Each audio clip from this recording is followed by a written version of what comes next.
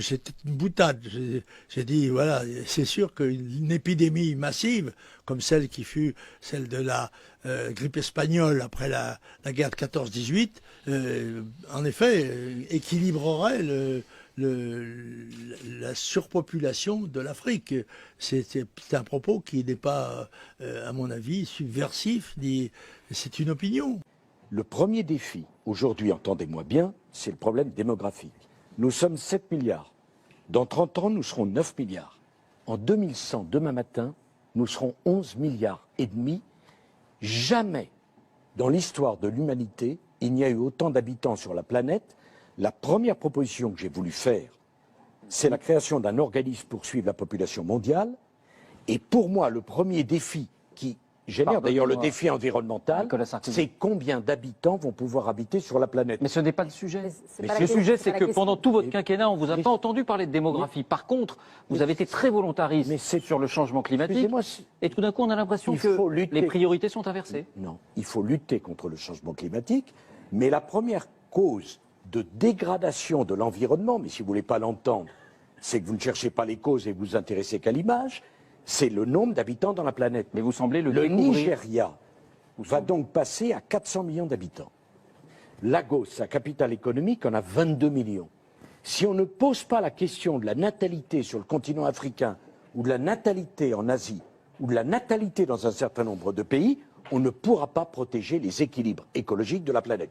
Quand des pays ont encore aujourd'hui 7 à 8 enfants par femme, vous pouvez décider d'y dépenser des milliards d'euros, vous ne stabiliserez rien. On a assez de recevoir des leçons, ou du moins des leçons de la France. Alors que la France est à la base, on va dire entre guillemets, de tous les maux de l'Afrique.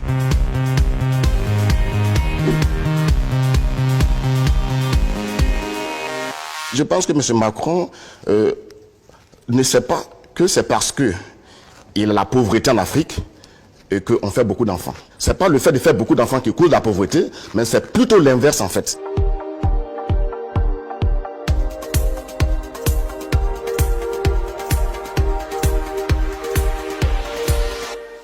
Quand on a bien écouté le discours de Sarkozy au Sénégal et aussi de Hollande, comme quoi les Africains n'étaient pas trop rentrés dans l'histoire et que M. Macron maintenant nous ressasse le fait qu'on n'était pas trop civilisés, entre guillemets, c'est un peu un discours colonialiste. Voilà comment les Africains ont ressenti, en tout cas, la réponse de M. Macron. Et il faut s'attaquer à un tabou, j'ose le dire, le contrôle des naissances en Afrique, car c'est la Chine qui a réussi à faire sa transition économique, parce que la Chine a osé parler clairement du problème de la transition démographique. Il faut que les C'est pas les Européens qui vont le faire. Bah oui, mais on fait quoi? Mais avec nos mais ça veut dire quoi? Excusez-moi, est-ce qu'on peut parler des problèmes sérieux? Avec nos amis africains, il faut un moment avec les gouvernements. Dès qu'il s'agit du contrôle des naissances, ça devient vos amis. C'est scandaleux ce que vous dites. Eh bien, je le pense. C'est scandaleux. Ce que l'on voit, c'est que effectivement, c'est pas l'alternance d'un mandat sur l'autre, c'est l'alternance en même temps. C'est Sarkozy, Hollande au carré, Macron. Et on le voit parce qu'il y a une continuité du bilan de François Hollande. Il était conseiller, il a été ministre de l'économie, donc y compris il parle de choses qui effectivement existent déjà. Sarkozy parle de l'intéressement.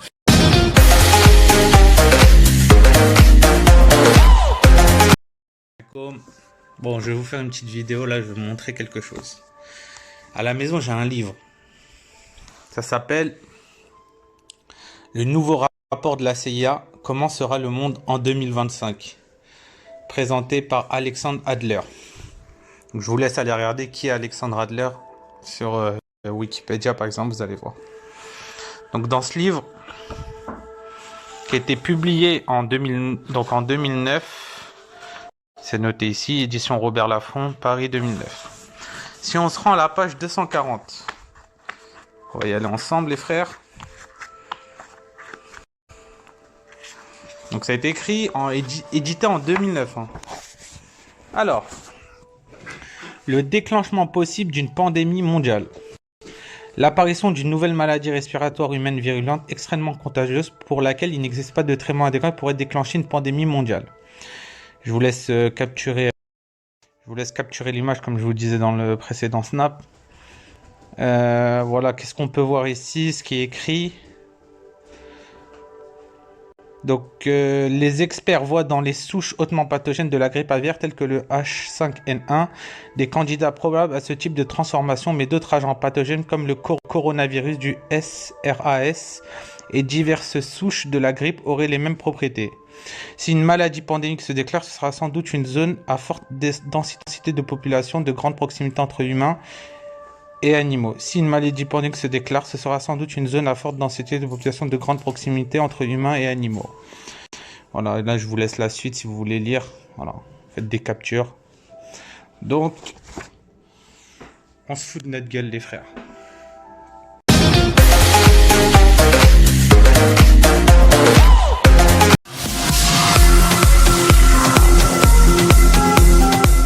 Mesdames, Mesdemoiselles et Messieurs, bonsoir, bienvenue dans ce journal.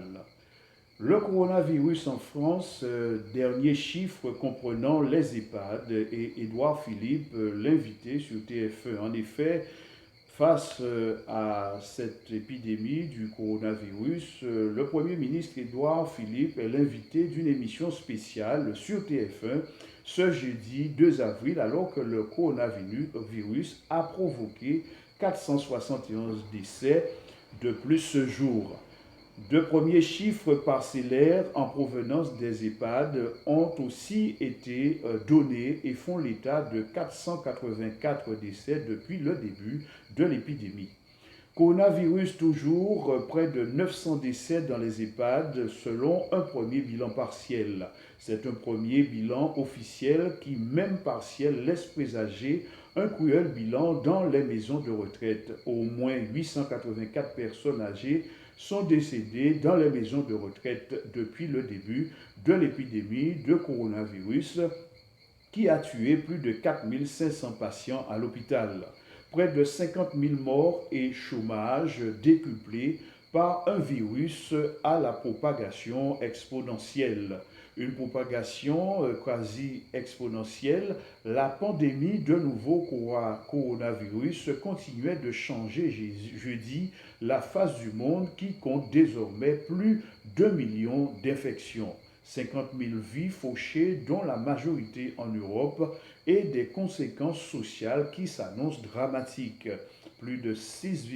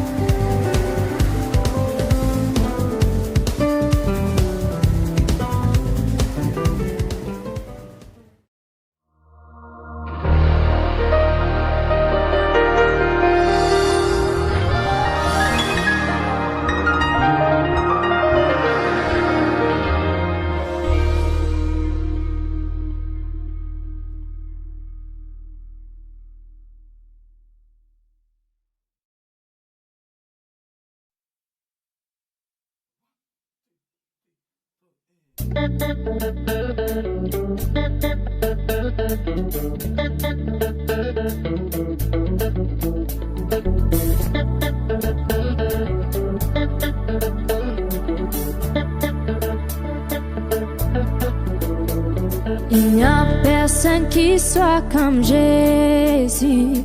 Il n'y a personne qui soit comme Jésus. Il n'y a personne qui soit comme Jésus. Il n'y a vraiment personne comme lui. Il n'y a personne qui soit comme Jésus. Il n'y a personne qui soit comme Jésus. Il n'y a personne qui soit comme Jésus. Il n'y a vraiment personne personne comme lui. Il n'y a personne qui soit comme Jésus. Il n'y a personne qui soit comme Jésus. Il n'y a personne qui soit comme Jésus. Il n'y a vraiment personne comme lui. J'ai marché, marché, personne, personne. J'ai tourné, tourné, personne, personne. J'ai fouillé, fouillé.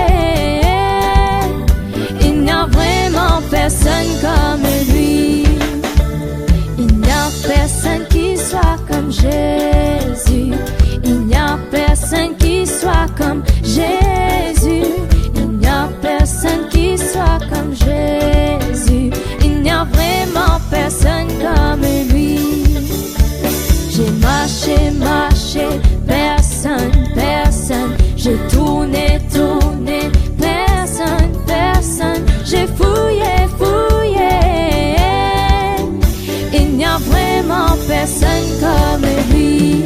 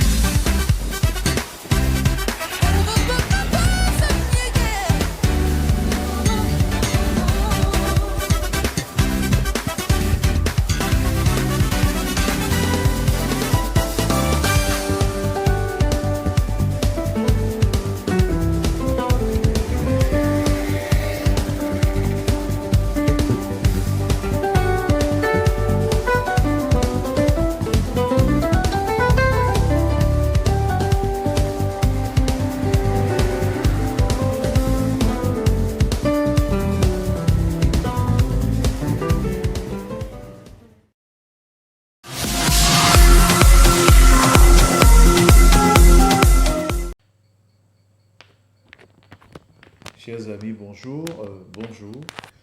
Et merci d'être avec moi, avec nous sur la chaîne télévision amazonienne aujourd'hui. Je suis très content de pouvoir m'entretenir avec vous pendant quelques instants sur des sujets d'actualité sur Internet, notamment que dit Internet, que dit la presse sur Internet. Il y a un sujet qui attire beaucoup mon attention et dont j'aimerais pendant quelques minutes m'arrêter avec vous dans le cadre de notre rencontre sur les informations qui circulent sur le net. Alors, je rappelle que la chaîne télévision amazonienne a été créée pour apporter un certain nombre d'informations locales, vous l'avez certainement remarqué, avec l'agence régionale de santé, l'ARC. Je diffuse un certain nombre de clips sur le coronavirus, notamment en direction des Palicours, mais aussi en français. Donc, je vous invite à considérer ces informations. Ces clips sont diffusés sur la chaîne télévision amazonienne, de manière à ce que ceux et celles qui l'ont déjà reçu, eh bien, je vous invite à faire circuler cette information parce que elle est importante pour la population, pour les Amérindiens en particulier. C'est un clip qui a été fait en langue palico, de manière à ce que les informations soient transmises à cette population. Alors, de quoi je vais vous parler aujourd'hui? Eh bien, je suis attiré, je dirais, par les conséquences que peuvent avoir cette pandémie liée au coronavirus. Vous savez, depuis que cette maladie a fait son apparition en Chine, vous et moi, nous avons été bombardés d'images, d'informations, de personnes atteintes, de personnes décédées, mais on a vu aussi des mesures drastiques qui ont été prises par l'État tout particulièrement. Et il y a une mesure qui attire l'attention, c'est le fait que certains États sont arrivés à consigner les libertés individuelles qui sont mises à mal par les mesures d'urgence en Europe tout particulièrement. Et de nombreux États, de nombreux gouvernements européens multiplient les mesures inédites pour lutter contre la pandémie de Covid-19, ce qui suscite l'inquiétude des organisations de défense des libertés. Donc, ces décisions sont prises pour tenter d'indiquer la pandémie de Covid-19 dont l'Europe est devenue l'épicentre, notamment. Donc, les mesures prises par certains pays de l'Union européenne inquiètent. Au nom du droit d'exception et de la crise sanitaire qui touche le monde entier, eh bien, l'emploi d'outils de surveillance de masse comme les données de géolocalisation des smartphones ou les drones provoque un vif débat. Même si dans le cadre d'une pandémie mondiale, l'argument sanitaire peut se justifier, ces mesures doivent être limitées et proportionnées. Donc c'est en tout cas dans ce sens-là que plaide Ursula von der Leyen. Donc c'est pour montrer que le coronavirus ne fait pas seulement que tuer, puisque le coronavirus met à mal la liberté individuelle un peu partout dans les différents pays, y compris en Europe, Et nous aussi, notre liberté individuelle se trouve menacée. C'est une petite réflexion que j'ai voulu emmener sur le coronavirus et ses conséquences, notamment ce qui concerne notre liberté individuelle. Bien sûr, les pays européens ont pris des mesures, mais mardi 31 mars, au lendemain d'un vote en Hongrie, donnant des pouvoirs quasi illimités au Premier ministre, par exemple Viktor Orban, eh bien, la présidente de la Commission européenne a alerté sur ces mesures. Dans un communiqué, elle a indiqué que les décisions prises par les États membres de l'Union européenne devaient être strictement proportionnées, limitées à ce qui est nécessaire et qu'elles ne doivent pas durer indéfiniment. Donc voilà où emmène cette pandémie coronavirus à limiter la liberté des uns et des autres. C'est une stratégie pour certainement obliger les uns et les autres à considérer la question de la mondialisation et la restriction de la liberté individuelle. Merci.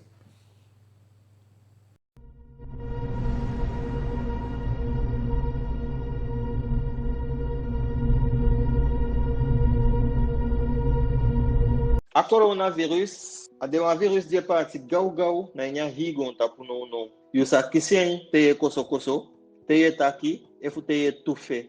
Asa parti te ude ani contact. Asa fika na wansani di wansa majabi asiki oli. Asa kisi yunayana efi yufesi. Asa kisi son sama waugi fasi le chenke fasa kisi wansama sonde aisoi. Den fasi faisa sabi te koso ya duantanga feba efu wankolusu te ina ibum bo bum mo.